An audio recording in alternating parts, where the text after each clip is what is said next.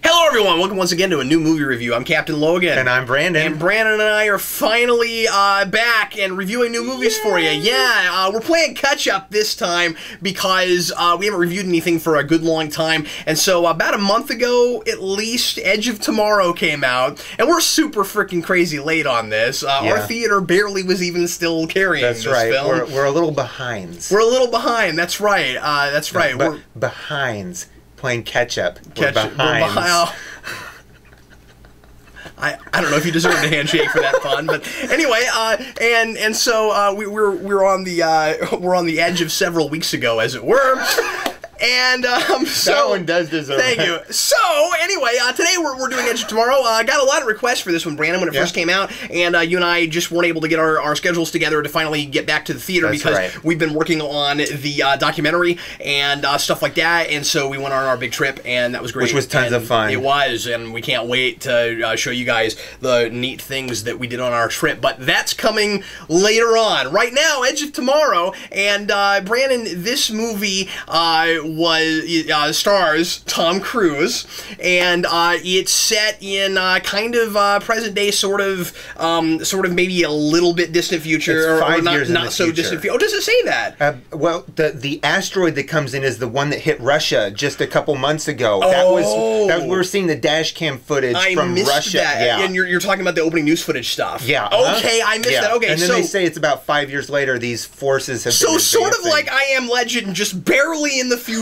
at all. And I suppose we have to chalk up the fact that we have mech robot suits that you can jump into to just the fact that if you had this alien war going on, maybe you would like push your technology to the limits and stuff would happen faster. Yes. Another thing that dates this is the fact that they show a very small clip of Hillary Clinton in her role as Secretary of State. That's a good point. Yeah. And you know, I thought of that just now as you said that. I was like, oh yeah, okay, cool. So it's very, very kind of current. Yeah, sure. Futuristic current. Yeah, well, it's pretty much right now, but it's you know, alien invasion story. Yes. And you know, this is as you probably could tell from the trailers if you've not seen this movie, it's kind of Groundhog's Day meets Independence Day meets Source Code is kind of the way I would describe it. And you've got and Brandon and I were talking about this earlier, and you threw Pacific Rim in there. Yes. So basically, Tom Cruise is playing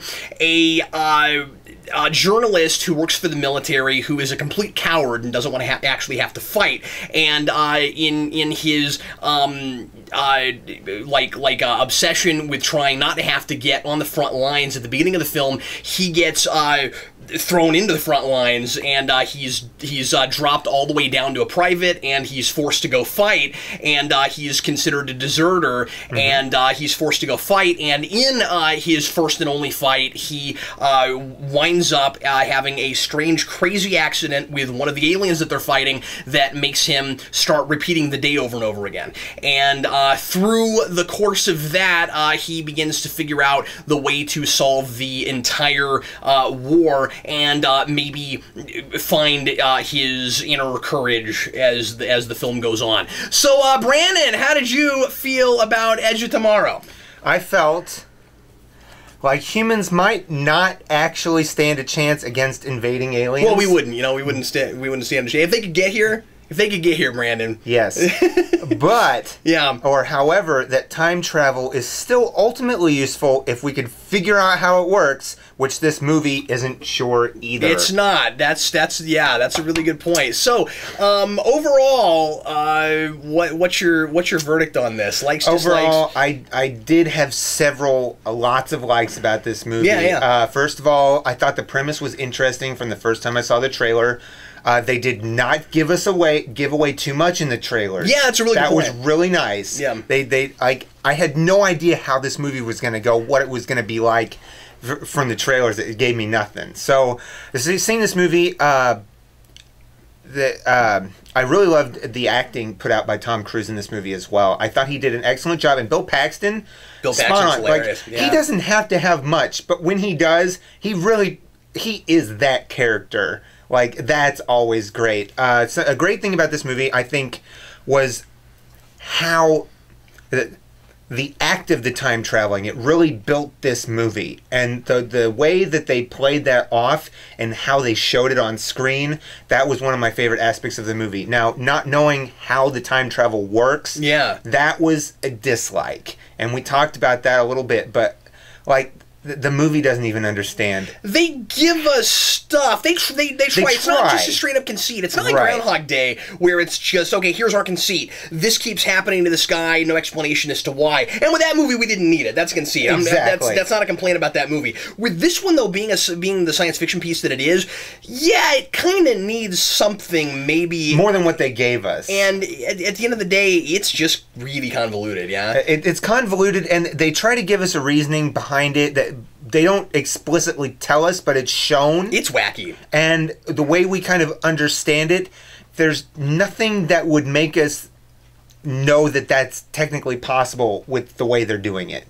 Like, we see that it's this thing that causes him to time travel. Right. But how does that even... How does that, yeah. Like, is that even in the realm of possibility? One of the issues I had, too, with that, Brandon, is I couldn't figure out just how intelligent the alien creature was. Right. And let me mention, in case you haven't seen the film, that the whole idea is that all of the aliens that we see are all pieces of a larger whole. So it's not even a collective consciousness, it's one organism, and they all... Well, it's kind of a collective consciousness, because it's not like they're connected, but like, because they're able to take pieces of themselves and put them and hide themselves in different places, right? It's kind of like, in that respect, it's exactly like Independence Day, where you have the mothership. That's why I said governing that, all. Exactly, you've got all these other ships, and in this case, we have this thing that is shown to us to be kind of connected to only a specific part of the alien species, right? The alphas. Now, these guys. Another thing I didn't understand, and we talked about this too. They're called mimics.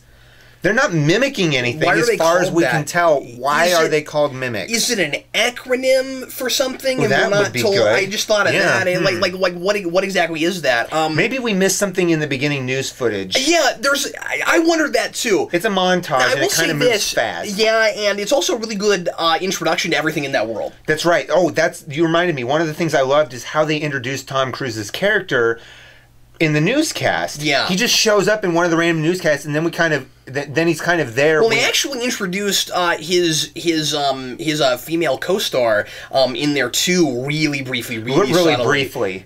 That is true. I think she's in there someplace. I think she is too. I'm more than positive she is. Anyway, I want to say I'm feeling it. Yeah. Definitely. I am feeling it, and it's good in the movie theater. You don't have to see it in the movie theater, but I would recommend seeing this movie at some time. Much longer. That's right. Well, we're not usually... sorry, what? We're not usually this behind. It's true, we're not. So before I get to my board, yes. Something I want to say this because I don't know where else I will. I spent the whole movie trying to figure out why they were called mimics, and one thing that I thought was kind of cool, and I might just be projecting onto this, I don't know if this was on purpose, but there's a little bit, especially at the beginning of this, I think, of this notion of this guy being such a coward, doesn't want to be there, doesn't want to fight for his people.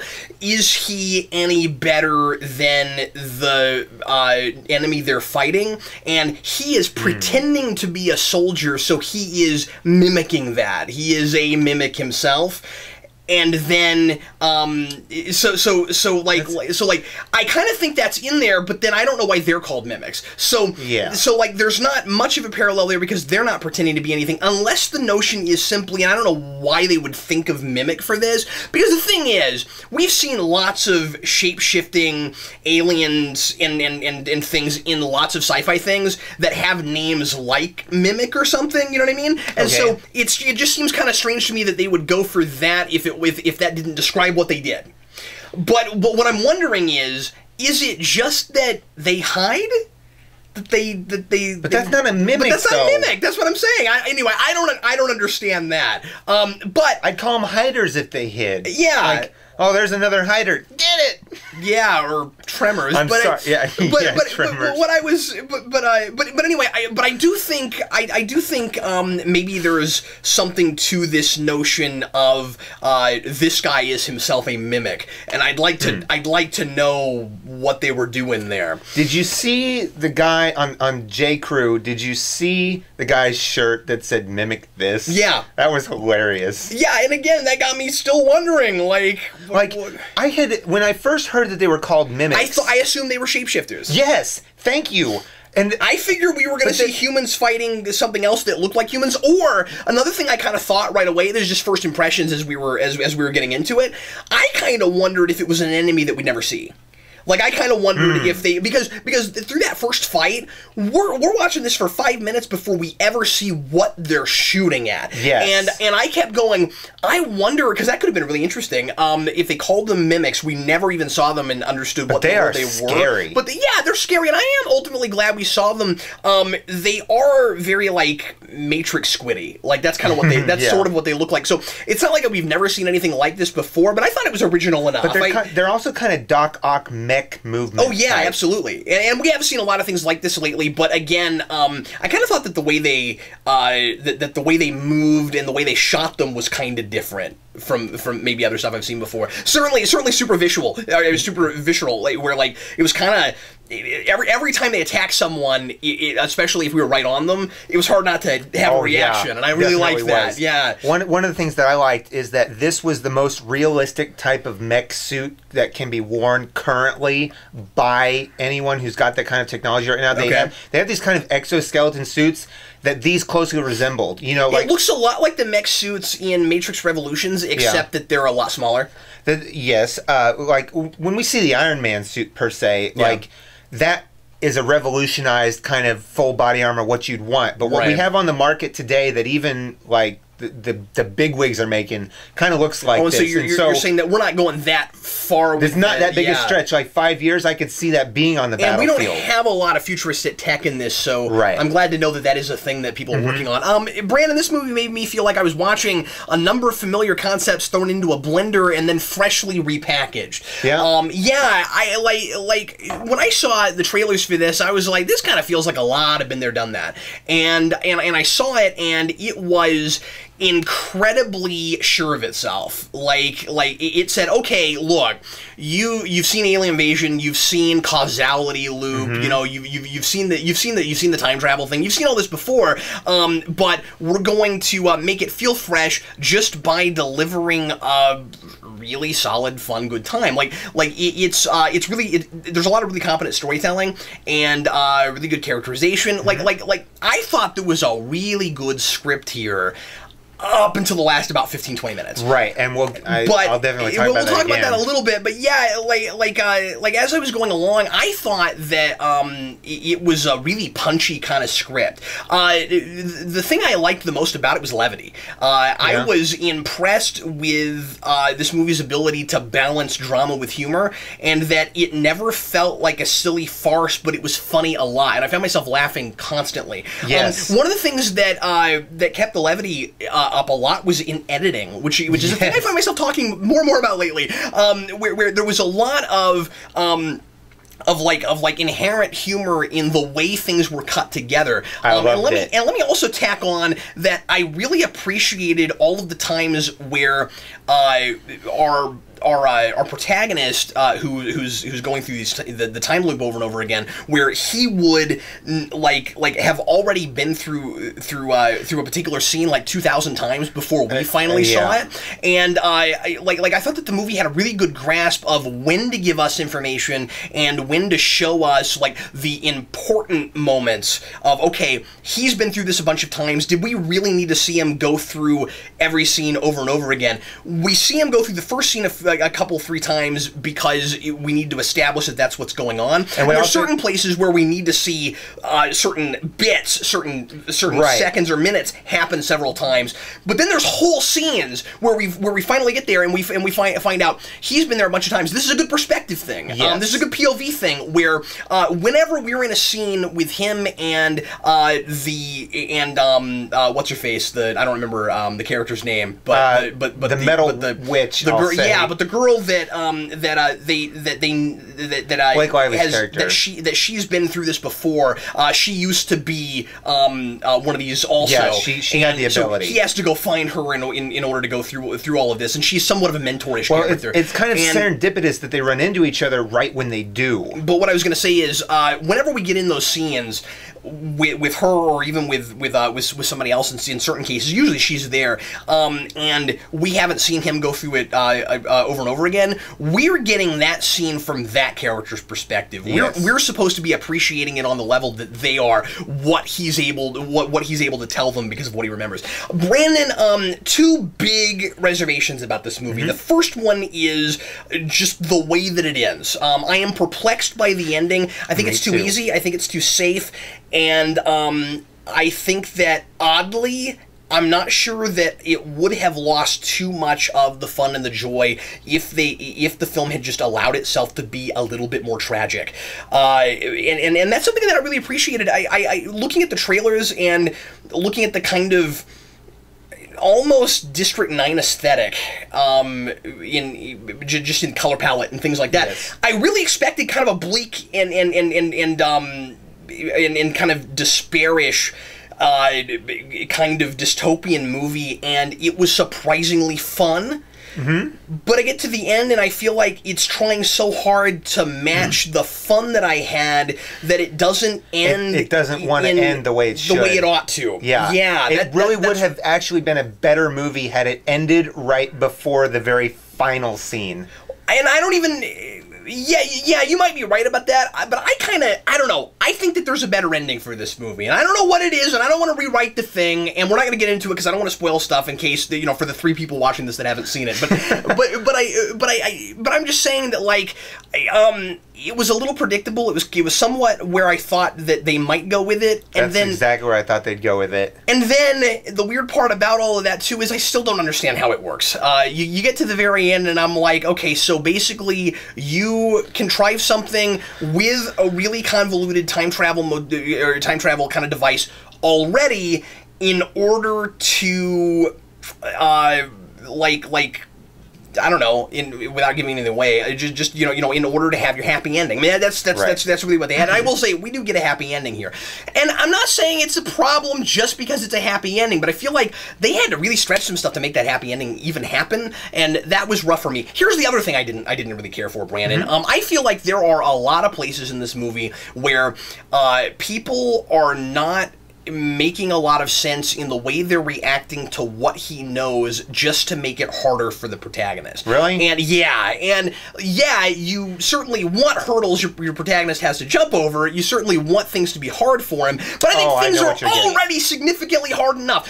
There are especially with Bill Paxton. Yes. I love Bill Paxton in this, and I love his character, but he is completely oblivious and stupid for no reason other than let's make it we have to make it so that nobody believes Tom Cruise's character, so that he has to go find her. I don't care. Here's the problem with it, okay? He is proving everything that he's telling them. He's saying, I know all of these things about you, and you have to believe me that I know the future, and that we're all going to die today if you don't change the plan. Without giving it away, if you don't change the plan. And not only does he just refuse to even entertain it at all a little bit, but also the script, thinking that it's clever, continues to have him just ignore things and say the thing that he said the first time around, and that's not how linear time works. His mind would immediately go to, even if he chooses to ignore it, he would be distracted by that to the point where he would not say the very next thing that he said the day before, the last time around. I don't buy all of that, and I feel like it's a thing where it's trying to make me think that it's clever, and it's just not quite working. That's minor. It's not a big giant thing, but it took me out a little bit. This is going to make it bigger for you. I just thought of something. Uh-oh. Remember, her character told Tom Cruise's character she went to him before. So this should be the second time he's hearing the same type of story. Yeah, so he should be like, Wait, the drill sergeant? Yeah, she said I've already taken it to him. To that guy? No, to the general. To the general. He's not the general. Oh, okay. The general's the British guy. Oh, you're right. She's taking it to him. So that's why they do go back to him. Yes, that's why they go back to him. Okay. No, that all works okay. Okay, cool. But here's what I'm saying. If he... It's not parlor trick enough. It's really weird what he knows. And all I'm saying is, I'm not even saying that it couldn't ultimately wind up the way that it does. I'm just saying that, like, the way that it's written is too easy. It's like the ending is a cop-out. But I'm not just talking about the ending. I'm still talking about Bill Paxton. Oh, okay. The way that's written is too easy. It's like all they had to do with that is have him at least think about it for a second. You know what I mean? But like throw me a little bit of a bone. I'm having a really tough time with that. If you have an alien invasion and you know that there are aliens from another planet that have come to attack you and you don't understand them and you don't know what they're about. Right. And they're everywhere and they have these amazing abilities and stuff, you would immediately be more open to the possibilities of the universe. Right, and that's the point that I was making earlier when we were talking. Yeah, absolutely. You'd be more open to, like, if someone comes to you, you might not think they're quite as crazy as they would have sounded 5 years prior. That's what I'm saying. Exactly. And I just feel like he's thought of as crazy just because the movie needs him to be crazy. Anyway, ultimately, I'm definitely feeling it. I'm glad I saw this. I thought this was a lot of fun. I would see it again.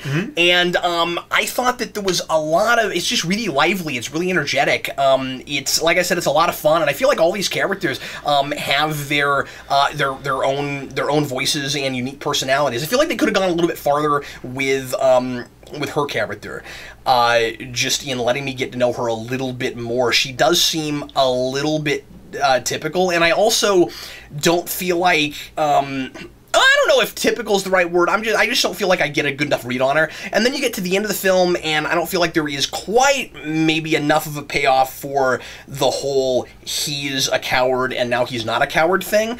Yeah, but I had another problem there too. I mean, I don't want to ask for a bow, but I got a bow, and I didn't like that. So anyway, whatever. It was fun, especially as a ride. It was fun. It was. There were a couple of things. They're juxtaposing some things here. I liked how Tom Cruise's character was getting to know her character through these repeat occurrences. Yeah, I know. And stuff. I just don't think they went far enough with it. I don't think they did either, but on her side. That's what I'm saying. The problem is that she's not really getting to know him. And she keeps repeating until the very end where there's a stretch where they... Well, and maybe that's okay because she's gonna... Here's the thing, okay? She's gonna keep... forgetting everything because he starts things over. That's right. Once that's happening toward the end, that's when the character stuff stops and the big giant action set piece starts. That's right. I would have appreciated some stuff between them more after that. They kind of just turn into hero and sidekick. But that's why it doesn't make sense what she does with him when they get to the area where they have to be. At the end, there's something that she does that I didn't feel like she got to know him well enough to have been able to do that. Fair enough. Because it took him so long to get through to her in the first place. Then all they have is a day and a half where they've been together without having reset. Well, let's not get too detailed because I'm sure there's 3 people watching this that haven't seen it. But you guys are awesome. The other thing I want to say is I thought that the special effects in this movie are magnificent. They are. Seamless. The CG is incredibly well integrated. Everything looks very real. There's some brilliant setting choices. I just thought there was a lot of really imaginative choices in this. Again, especially in setting. There's a scene at a trailer park. I've never seen anything quite like that before. That was cool. And then the scene in London toward the end. I know I was kind of complaining that it degenerates into a massive set piece, but the set piece itself is really kind of spectacular. The whole Paris thing, seeing the Eiffel Tower like that was cool. Yeah, were we in Paris or London at the end? At the very end, we were back in London. I thought we were. Okay, cool. But the whole action is in Paris. Yeah. Okay, cool. You maybe second guess me. Where was I at that point? The very end is London. I thought it was. Okay, That's cool. That's the bookend. Because I thought that was pretty cool. Yeah. Well, anyway, so obviously, Brandon and I both enjoyed it. I had a reservation. Not a perfect film, but certainly worth seeing. Certainly a movie I would buy when it came out. I really enjoyed it. I'll watch the special features for sure. Yeah, I want to see any possible deleted scenes if there are any. Sure. Or blooper. I'd love to see that blooper reel. Something I thought was interesting too that I meant to say earlier when I was talking about levity is there is easily a trailer that could have been made of this movie that would make it look like a total farce. There's so much comedy in this movie because they made it look like a really self-serious kind of downer in the trailers, and I feel like there's a trailer in here where you could go the other direction and make it look like the most hilarious, ridiculous piece of nonsense. The trailers really made it look like this huge action flick too, and it is. It kind of is, but it focuses on these two characters. We get more of his story than really the story kind of is what is driving this. I also thought before I saw it that it was going to be more of a romance, and it's not really that. You thought so? Yeah. I didn't get that idea personally, but I can see how you. Yeah, I certainly expected it, especially being a Tom Cruise film. I really expected it. Yeah, Well, everybody, thanks so much for watching. We sure appreciate it, and we will see you again later on this week. We are going to go see the new Planet of the Apes movie. That's the next thing on the docket, so we will bring that to you here in the next few days. That's the plan. And thanks a bunch for watching. I'm Captain Logan, and I'm Brandon, and we will see you in a few days. Do do do do do do do do do do do do do do do.